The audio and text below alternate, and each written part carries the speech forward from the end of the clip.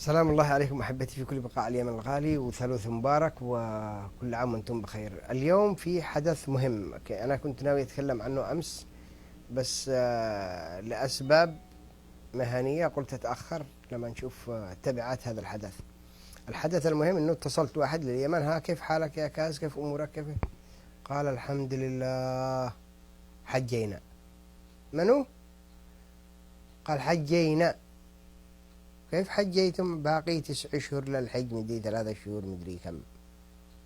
كيف دخلتم للسعودية والمنفذ قالوا مغلق، وإحنا لنا سنة نشي ندخل ونتوسط وفزعطان وفلتان، وهم يقولون نطرح اسمك بالمنفذ ونطرح اسمك بالوديعة ونطرح اسمك بشرورة، وما دخلنا ولا شيء. كيف عملتم؟ قال مع حجينا في الذبيري. بالذبيري ملاعين انزل ورقتك ورقته يعني مع ابو عقل تحجوا بالزبيري. كيف تحجوا بالزبيري؟ قام معنا فرع للكعبة والمسجد النبوي ونوقع بعد ما خلصتم مناسك الحج. وين المسجد؟ مسجد نبوي فين؟ ايش كلام هذا؟ فيه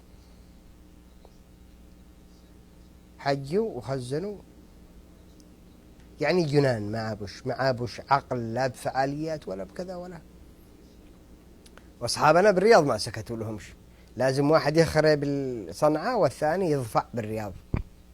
اليوم افتح الانترنت، الصحف، اقرا اشوف التطورات، الاحداث، اقرا خبر نايف البكري وزير للرياضة. الله، منو؟ نايف البكري وزير. نايف البكري اللي كان بعدن، اللي هربوا كلهم بعدن، وهو جلس وزير للشباب والرياضة. طيب والعرادة ذا الحين وقع مدرب نادي التلال، وحمود المخلافي يوقع رئيس نقابة الصيادلة. يعني لازم هذا كاي يعني حج بصنعاء، وهذا كاي يدفع بالرياض. الشي فهم أنا، بس يعني أيش المحاسيس حقه هذا اللي يصدر القرارات؟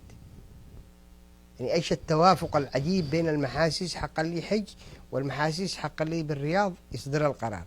أنا شخصيا لو يقولوا لي طبعوه، بس طبعوه اعمل طباعة بالورد، ما طبعوش والله مطعم أشقد ذا كذا جسمي يزرب. في شيء غريب، يعني في حاجة، في كلام كثير، لا يعني ما ينفعش، ما يفيديون واحد يتكلم، ما يعني يشتي لي مجال، أنا يشتي لي أروح داخل جرف أغور، ما ينفعش اشتي يفتقش بكاء قبال الكاميرا. يعني ليش تعاندونا احنا هكذا؟ يعني ايش عملنا بكم؟ ليش تتعبونا؟ ليش ترهقونا؟ تحطمونا، لازم نتحطم. يعني ما يكفيش حطمنا عبد الملك الحوثي، حطمنا عفاش.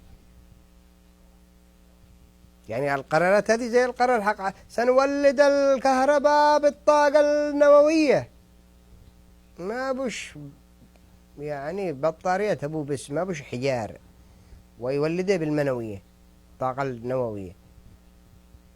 يعني شوفوا القرارات هذه نفسها. في فيروس اللي ينتقل من عند عبد الملك، من عند عفاش لعند عبد الملك، لعند هادي للرياض، لعندنا لأمريكا، في تشوه خلقي، في تشوه في كل القرارات. أنا تعبان، ارحموا حالي، أنا تعبت. وكيف نعمل الآن؟ أيش بكر؟ يعني أقول للجهال، أقول لابني خلاص كما مبروك نايف البكري وزير الشباب والرياضة،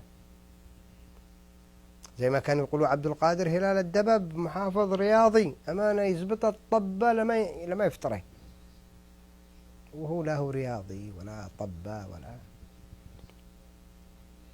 فأنا إذا في حد يعرف الشخص اللي بالرياض مدير مكتب هادي، ولا الذي يقول له فعل وفعل كذا، يرسل لي رقمه على الخاص، لأنه لازم أنا يعني أعمل موضوع كامل بحث على النثرات هذه.